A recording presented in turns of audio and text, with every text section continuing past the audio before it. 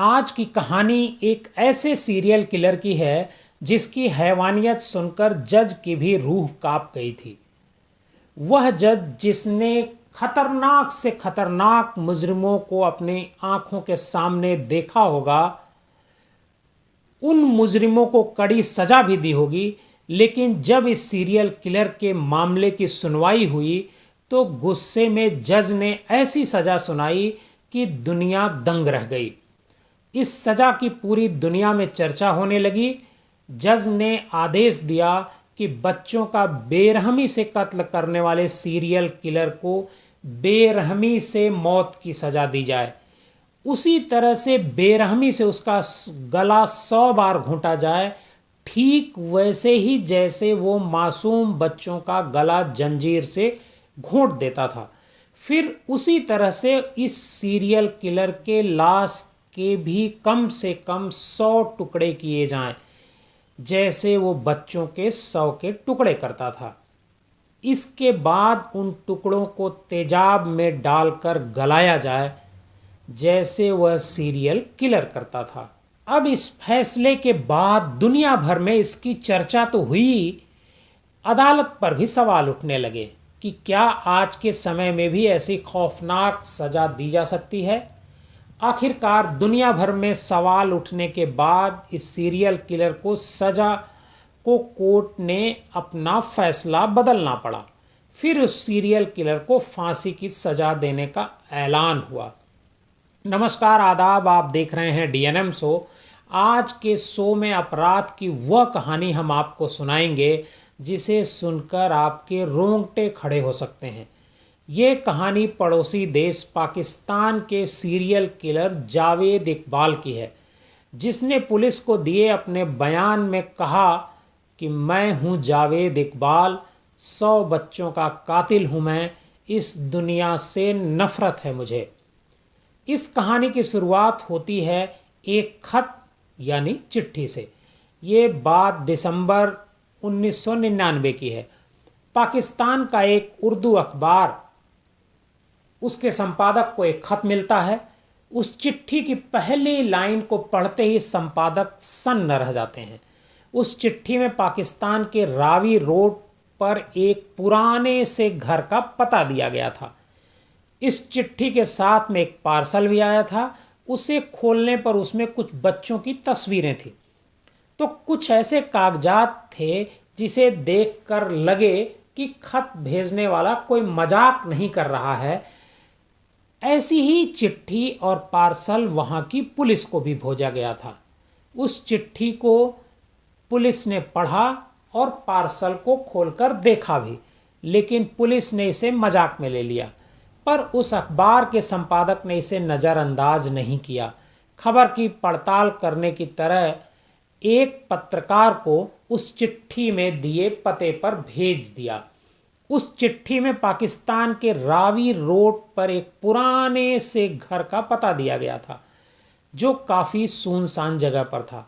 इसकी पड़ताल करते हुए उस पत्रकार ने जो वहाँ की हालत देखी तो उसका शक अब धीरे धीरे यकीन में बदलने लगा था कि यहाँ कोई वारदात जरूर हुई है। उस पत्रकार को वहाँ कई जगह खून के निशान मिले। एक बैग भी मिला जिसमें बच्चों के जूते और कपड़े थे।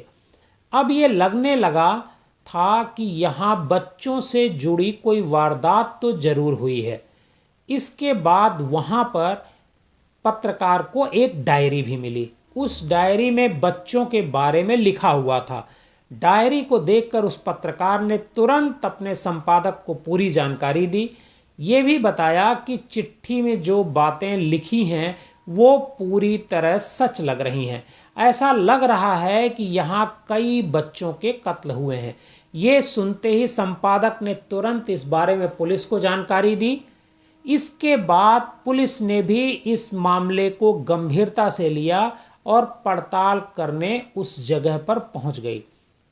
अब पुलिस की मौजूदगी में जब वहां खोजबीन शुरू हुई तब वहां पहले 2 बच्चों के कंकाल मिले। पास में एक बड़ा सा कंटेनर भी मिला। वो कंटेनर हाइड्रोलिक एसिड यानी तेजाब से भरा हुआ था।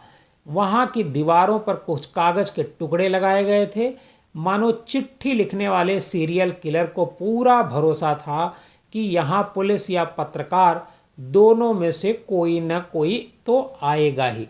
उन दीवारों पर लिखा था, सारे मर्डर की डिटेल एक डायरी और एक 32 पेज की नोटबुक में है, जो मैंने कमरे में छोड़ दी है।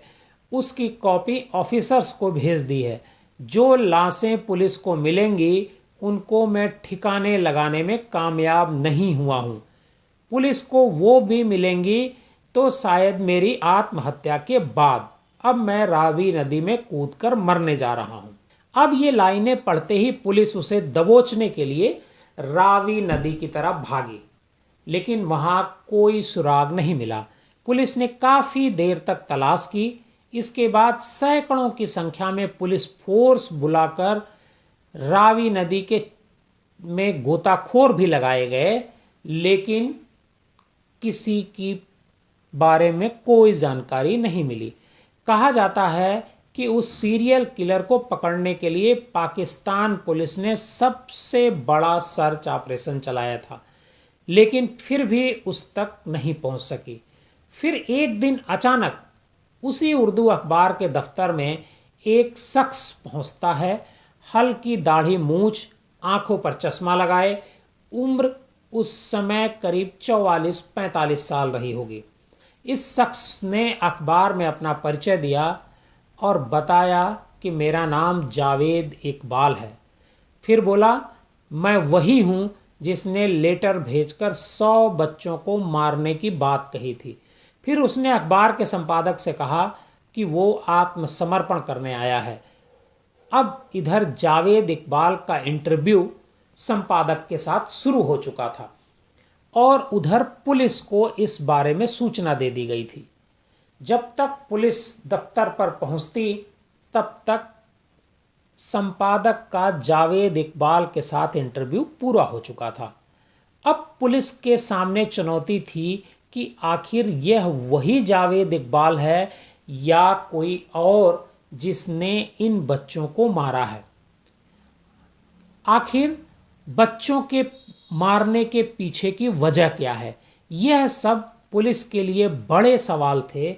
लिहाजा पुलिस अब उन पन्नों की एक एक परतें खोलने में लग गई जिनमें ना जाने कितने बच्चों की चीखें दबी थी और ना जाने कितने बच्चों के सपने जिंदा दफन हो गए थे। पुलिस ने जब उससे पूछताछ शुरू की तब उसकी पहली लाइन यही थी, मैं हूँ जावेद इकबाल, 100 बच्चों का कातिल हूँ। इस दुनिया से मैं नफरत करता हूँ। मुझे अपने किए पर कोई शर्म नहीं है। मैंने जो सोचा था अब उसे पूरा कर लिया है, इसलिए मैं मरने को तैयार हूँ। मैं माफ़ी नहीं मांगूंगा। मैंने 100 बच्चों को मारा है। पुलिस ने उससे पूछा कि क्या तुम बचपन से ही ऐसा कर रहे हो? तब जावेद इकबाल ने जवाब दिया, ऐसा नहीं है। मेरा जन्म साल 1956 में हुआ था। मैं बचपन से ही बहुत साधारण इंसान था, वैसे ही जैसे दूसरे लोग होते हैं। मेरा भी परिवार था, मेरी भी प्यारी माँ थी, वो भी मुझे बहुत प्यार करती थी। ऐसे में पुलिस ने सवाल किया कि जब सब कुछ ठीक था तो फिर बच्चों को क्यों और कैसे मारा? आखिर इसके पीछे की वजह क्या है? यही वो सवाल था जो जावेद इकबाल की ज़िंदगी का पूरा सच सामने लाने वाला था। इस सवाल का जवाब देते हुए जावेद थोड़ा भावुक भी हुआ और फिर जवाब देने लगा। उसने पुलिस को बताया कि ये बात उस समय की थी जब वो 20 साल का होने वाला था।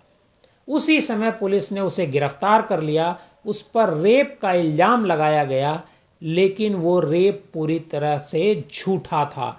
उसने ऐसी घटना को अंजाम ही नहीं दिया था। अब बेटे को जेल की सलाखों के पीछे देखकर उसकी माँ परेशान हो गई। जेल से बाहर निकालने के लिए दिन रात जुट गई, लेकिन सफलता नहीं मिली। मैं जेल में रहा और माँ को हर बार रोते हुए उसके आंसुओं को देखता था, लेकिन बदनसीबी ऐसी थी कि उसके आंसू को भी पोंछ नहीं पा रहा था। और एक दिन ऐसा भी आया जब बेटे के जेल से बाहर आने के इंतजार में माँ की मौत हो गई। माँ के इंतकाल से मैं टूट गया और गुस्से से भर गया। इसलिए उसी समय मैंने एक कसम खाई कि अब चाहे जो हो जाए मैं भी कम से कम 100 माँओं को रुलाऊंगा, वो भी उनके बेटों के लिए, ताकि यहाँ की 100 माएँ ये समझ सकें कि बच्चों के ना रहने पर उन्हें कितनी तकलीफ होती है। अब पुलिस के सामने सवाल था कि जावेद बच्चों को फंसाता कैसे था। जावेद इकबाल बेहद ही गजब तरीके से बच्चों को अपने जाल में फंसाता था। इसके लिए उसने उस मोहल्ले में बच्चों के पसंदीदा वीडियो गेम्स की शॉप खोली थी। अब उस दुकान में ज़्यादा से ज़्यादा बच्चे आएँ, इसलिए उसके रेट बहुत कम कर दिए। कई बार वो ज़्यादा बच्चों को लाने के लिए वीडियो गेम्स फ्री कर देता था। इस लालच में बच्चे कई बार बिना घर वालों को बताए भी उसकी वीडियो गेम शॉप में आ जाते थे। अब कई बच्चों में एक बच्चे को टारगेट करने के लिए वो नया पैंतरा अपनाता था। इसके लिए वो अपनी दुकान में 100 रुपए का नोट गिरा देता था। उस पैसों को कोई न कोई बच्चा उठाकर रख लेता था। इसके बाद जावेद उस पैसे का पता लगाने के लिए सभी बच्चों को एक लाइन में खड़ा कर देता था, फिर बच्चों की तलाशी लेता था। अब जिसके पास से वो नोट मिल जाता था उसे पकड़ कर वो कमरे में ले जाता था और दरवाज़ा बंद कर देता था। फिर उस बच्चे के साथ अश्लील हरकत करते हुए रेप करता था। कुछ लोगों को इस बारे में शक हुआ तो लोगों ने दुकान पर बच्चों को भेजना कम कर दिया था। इसके बाद वो मछली दिखाने के लिए एक्वेरियम खोल दिया। वह उन बच्चों को निशाने पर लेने लगा जो या तो घर छोड़कर भाग जाते थे या फिर अकेले घूमते हुए वहां आ जाते थे। इसके बाद उन बच्चों को वह लाहौर के 7 बाग वाले एक घर में ले जाता और दुष्कर्म करता था। इसके बाद उन बच्चों की गला घोंटकर हत्या कर देता था। गला घोंटने के लिए वो बाकायदा लोहे की जंजीर इस्तेमाल करता था, जिससे बच्चे तड़प तड़प कर दम तोड़ें। उन बच्चों की फ़ोटो निकाल कर रख लेता था ताकि उसकी निशानी रहे। दरिंदगी से मर्डर करने के बाद बच्चों के शव को कई टुकड़ों में वह काट देता था। इसके बाद उन टुकड़ों को तेजाब में डालकर पूरी तरह से गला देता था। इस तरह किसी बच्चे से जुड़ा कोई सबूत न मिलने पाए।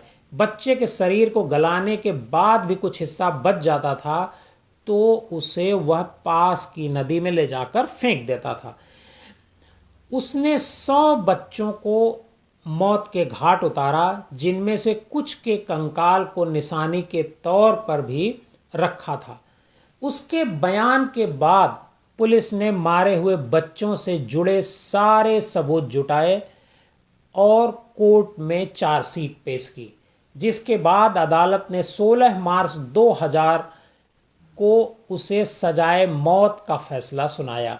जज अल्लाह बख्श ने 16 मार्च 2000 को जावेद इकबाल को 100 बच्चों की बेरहमी से हत्या का दोषी करार दिया।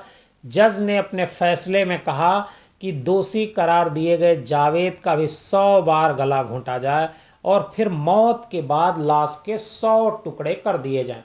हालांकि इसके बाद इस फैसले को बदलकर जावेद को सिर्फ फांसी की सज़ा दी गई, लेकिन जावेद फांसी पर लटकाए जाने से पहले ही 8 अक्टूबर 2001 को अचानक पाकिस्तान की लखपत जेल में मरा मिला।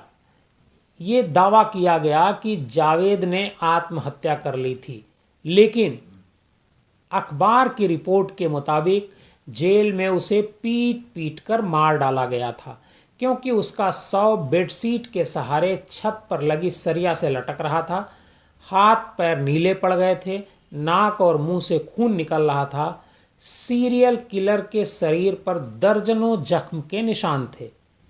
जावेद के साथ इस जुर्म में शामिल रहा उसका एक साथी साजिद अहमद भी इसी जेल में मृत पाया गया। जावेद इकबाल को लेकर कहा जाता है कि जब उसकी मौत हुई तो उसके परिवार और रिश्तेदार से कोई भी उसका शव लेने नहीं आया। उसके भाई परवेज मुगल ने तो यहाँ तक कह दिया था कि जिस दिन उसने 100 बच्चों की बेरहमी से हत्या करने की बात कबूली, उसी दिन से वो हमारे लिए मर गया था। ऐसे में पहले से मरे हुए इंसान का शरीर लेकर हम क्या करेंगे? आपको हमारी ये कहानी कैसी लगी? कमेंट बॉक्स में जाकर ज़रूर बताइएगा। अगर आप हमारे चैनल पर नए हैं तो इसे सब्सक्राइब कीजिएगा और ज़्यादा से ज़्यादा लोगों को शेयर कीजिएगा।